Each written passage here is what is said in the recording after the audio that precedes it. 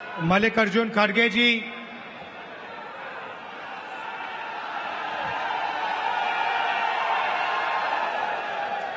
केसी वेणुगोपाल जी, अजय कुमार लल्लू जी,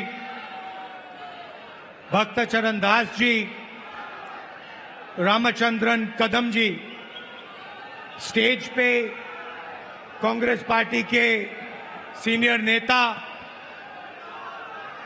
और हमारे कांग्रेस पार्टी के उड़ीसा के प्यारे कार्यकर्ता भाइयों और बहनों, प्रेस के हमारे मित्रों, आप सबका यहां बहुत बहुत स्वागत। आप दूर दूर से गर्मी में हमारी बात सुनने आए, इसके लिए आपको मैं दिल से धन्यवाद करना चाहता हूं।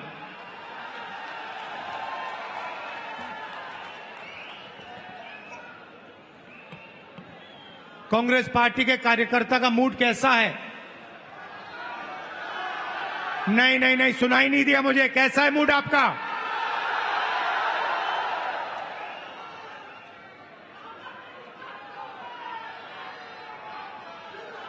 आप लोग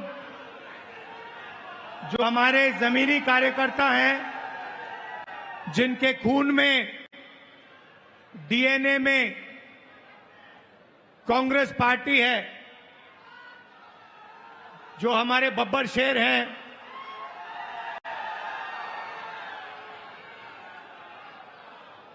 आप उड़ीसा की जो जनता है उनकी रक्षा करते हो। उड़ीसा की सरकार का सिर्फ एक काम है, उड़ीसा का जो धन है उसको उड़ीसा की गरीब जनता से चोरी करने का काम है। आपकी सरकार सिर्फ यही करती है। पहले बीजेडी की सरकार ये करती आई, अब बीजेपी की सरकार यही काम कर रही है। एक तरफ उड़ीसा की गरीब जनता, दलित, आदिवासी, पिछड़ा वर्ग, कमजोर लोग, किसान, मजदूर, और दूसरी तरफ 5-6 अरबपति और बीजेपी की सरकार।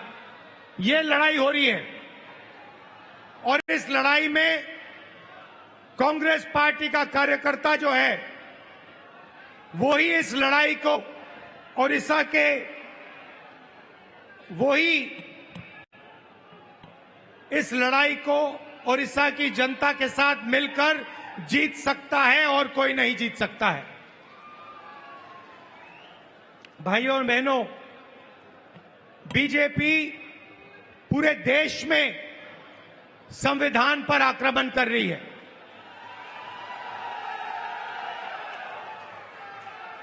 जहां भी हम देखते हैं संविधान पर बीजेपी के लोग आक्रमण कर रहे हैं। कल मैं बिहार में था और बिहार में जैसे महाराष्ट्र में चुनाव चोरी किया गया, वैसे ही बिहार में चुनाव चोरी करने की कोशिश की जा रही है। वैसे ही बिहार में चुनाव चोरी करने की कोशिश की जा रही है और चुनाव चोरी करने के लिए इलेक्शन कमीशन ने नई साजिश शुरू की है। इलेक्शन कमीशन बीजेपी का अंग का काम कर रहा है, अपना काम नहीं कर रहा है। महाराष्ट्र में लोकसभा और विधानसभा के बीच में 1 करोड़ नए वोटर आ गए। आज तक किसी को नहीं मालूम ये वोटर कौन थे और कहां से आए। हमने इलेक्शन कमीशन से एक बार नहीं, अनेक बार कहा है, आप हमें वोटर लिस्ट दीजिए, आप हमें वीडियोग्राफी दीजिए। इलेक्शन कमीशन नहीं देता है और जो चोरी महाराष्ट्र में हुई, वही चोरी फिर से ये लोग बिहार में करने जा रहे हैं। कल मैं बिहार गया, इंडिया गठबंधन के नेताओं के साथ हमने कहा कि बिहार में हम इलेक्शन कमीशन को बिहार का चुनाव चोरी नहीं करने देंगे, बीजेपी को चुनाव नहीं चोरी करने देंगे। भाइयों और बहनों, ओडिशा इनका मॉडल है। यहां पे 5-6 बड़ी कंपनियों को ये आपका पूरा का पूरा धन दे रहे हैं।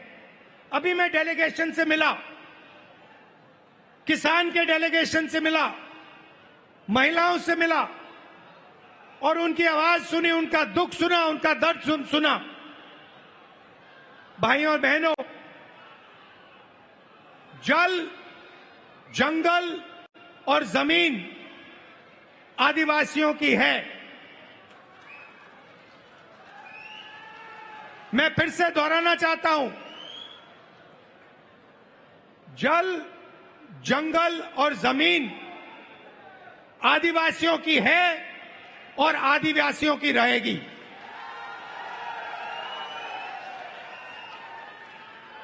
यहां पे आदिवासियों को बिना पूछे जमीन से हटा दिया जाता है, पेशा कानून लागू नहीं किया जाता है, आदिवासियों को पट्टा नहीं दिया जाता है।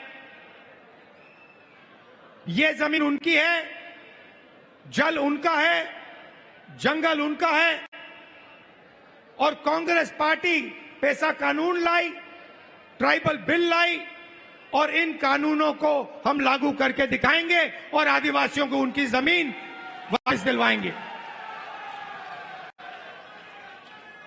विकास, भाइयों और बहनों, विकास 2-3% के लिए नहीं होता है। विकास 2-3 अरबपतियों के लिए नहीं किया जाता है। विकास ओडिशा की जनता के लिए किया जाना चाहिए, गरीब लोगों के लिए किया जाना चाहिए, किसानों के लिए किया जाना चाहिए। यहां की सरकार 24 घंटा आपका धन, आपका जंगल, आपकी जमीन आपसे छीनती है, आपको जमीन से हटा देती है, आपको सही मुआवजा नहीं देती है, आपको धमकाती है, आपको डराती है। और मैं यहां स्टेज से कहना चाहता हूं, हमारे आदिवासी भाई हो, हमारे किसान हो, हमारे मजदूर हो, जिन पर भी सरकार आक्रमण कर रही है, जिनके खिलाफ अत्याचार हो रहा है, उनके साथ कांग्रेस पार्टी के सारे नेता खड़े मिलेंगे। मैं खड़ा मिलूंगा और मैं आपसे कह रहा हूं कि जो आपका पट्टा है वो आपको कांग्रेस पार्टी दिलाएगी। अंत में कांग्रेस पार्टी ये काम करेगी। नरेंद्र मोदी जी एक नई योजना लाए थे। पूरे देश में उन्होंने फसल बीमा योजना, एक नई योजना लागू की थी। उन्होंने कहा था कि जब किसानों को मुश्किल होगी, तूफान, ओले से उनका नुकसान होगा, तो ये नई योजना उनकी मदद करेगी।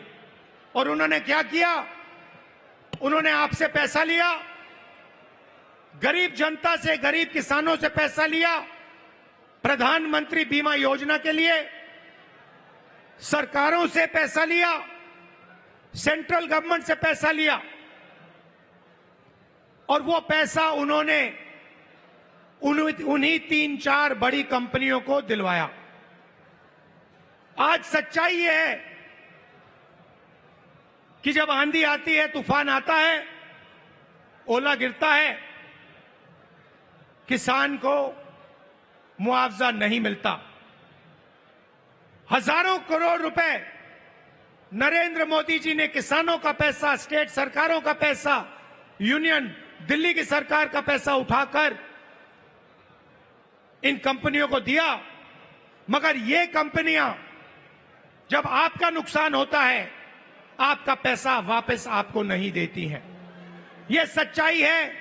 और उड़ीसा के किसी भी किसान से आप ये पूछ लीजिए, जहां भी यहां पे नुकसान होता है, आंधी आती है, तूफान आती है, आप जाके पूछिए, किसान से पूछिए, क्या आपको बीमा योजना का पैसा मिला? और एक आवाज से ओडिशा के सारे किसान आपको जवाब देंगे कि हमें पैसा नहीं मिला, हमारा पैसा चोरी किया गया, हमारा पैसा बीमा योजना में हमें नहीं मिलता है। मैंने शुरुआत में कहा कि एक कॉन्स्टिट्यूशन के खिलाफ, संविधान के खिलाफ आक्रमण है। संविधान गरीबों की रक्षा करता है, संविधान किसानों की रक्षा करता है, मजदूरों की रक्षा करता है। संविधान में कहीं नहीं लिखा है कि यह देश अदानी का है, अंबानी का है, अरबपतियों का है। ये आप संविधान खोल के देखिए, इसमें लिखा है कि यह देश हर नागरिक का है, इसमें हर व्यक्ति को एक वोट मिलेगा। जमीन इस देश की है, गरीब जनता की है, किसानों की है, किसी एक अरबपति की नहीं है। मगर जहां भी हम देखते हैं, चाहे वो उड़ीसा हो, छत्तीसगढ़ हो, जहां भी हम देखते हैं, एक नाम दिखाई देता है, अदानी, अदानी, अदानी, अदानी।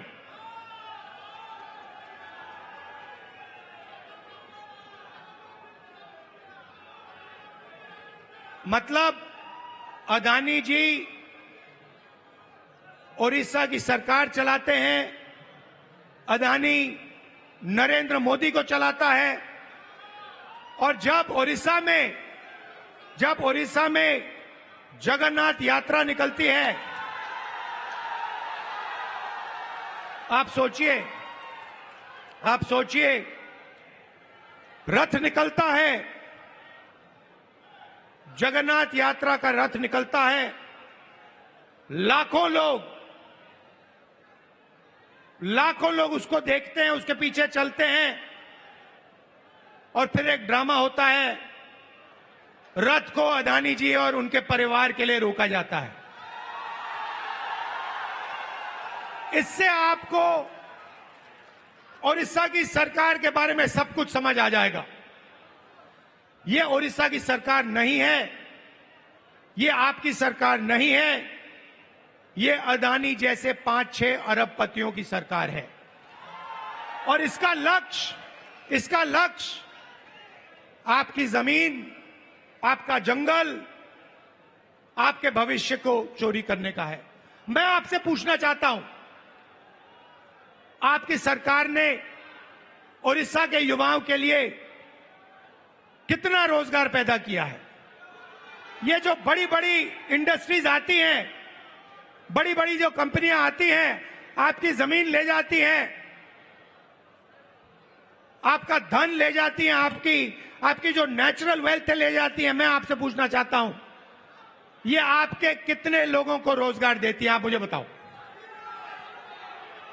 आपका रोजगार खत्म करती हैं, छोटे बिजनेसेस को, छोटी कंपनियों को, स्मॉल मीडियम बिजनेसेस को खत्म करती हैं, और फिर आपकी जमीन, आपका धन, आपका जंगल, आपका जल उठा के ले जाती है। और एक नई बात शुरू हुई है, ओडिशा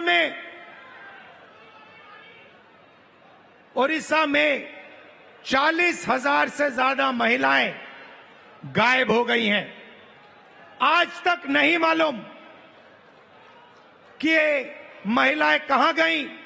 महिलाओं के खिलाफ हर रोज यहां अत्याचार होता है, रेप होता है, बलात्कार होता है। हर रोज ओडिशा में 15 महिलाओं का बलात्कार होता है, और आपकी सरकार को कुछ लेना देना नहीं। आपकी सरकार सिर्फ 24 घंटे आपका खून चूसती है, आपकी जमीन छीनती है। ना उनको महिलाओं से कुछ लेना देना, ना उनको रोजगार दिलवाना है, ना उनको युवाओं से कुछ लेना देना है। इसीलिए हम यहां आए हैं, और मैं आपको मैसेज देना चाहता हूं कि चाहे मैं हूं, या कांग्रेस प्रेसिडेंट हो, या कांग्रेस पार्टी के कोई भी नेता हो, हम यहां आपके साथ खड़े हैं। जब भी आपको मुझे बुलाना हो, जहां भी आपको मुझे ले जाना हो, मैं इस सरकार के खिलाफ लड़ना चाहता हूं और इस सरकार को यहां से हटाना चाहता हूं।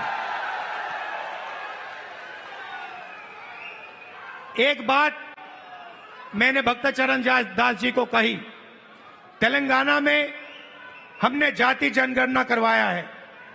तेलंगाना में जाति जनगणना ने कमाल कर दिया है, क्योंकि जाति जनगणना ने तेलंगाना के हर नागरिक को समझा दिया है कि तेलंगाना में कितने लोग कौन से वर्ग के हैं, ओबीसी कितने हैं, अति पिछड़े वर्ग के कितने लोग हैं, दलित कितने हैं, आदिवासी कितने हैं, गरीब जनरल कास्ट के कितने लोग हैं।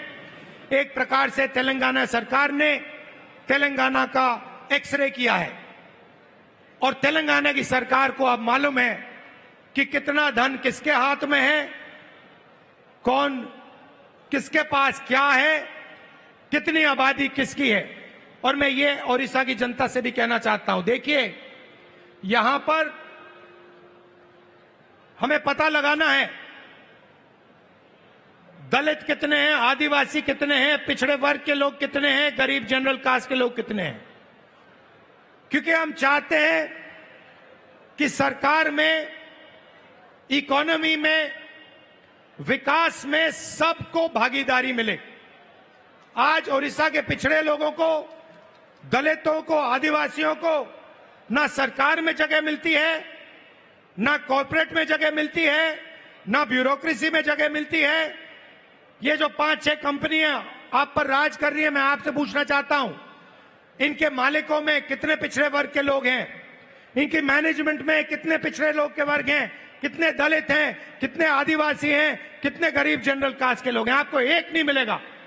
इसीलिए मैंने भक्तचरण दास जी से, लालू जी से कहा है कि पूरा दम लगा के आप ओडिशा की जनता को समझाइए कि सबसे पहला काम जाति जनगणना है, और अगर हमें ओडिशा में बदलाव लाना है तो जाति जनगणना हमारा औजार है, क्योंकि जाति जनगणना से दलितों को, पिछड़ों को, आदिवासियों को, गरीब जनरल कास्ट के लोगों को अपनी सच्ची शक्ति समझ आएगी। और जिस दिन इनको अपनी सच्ची शक्ति समझ आ गई, उस दिन ये सरकार को गिरा के फेंक देंगे।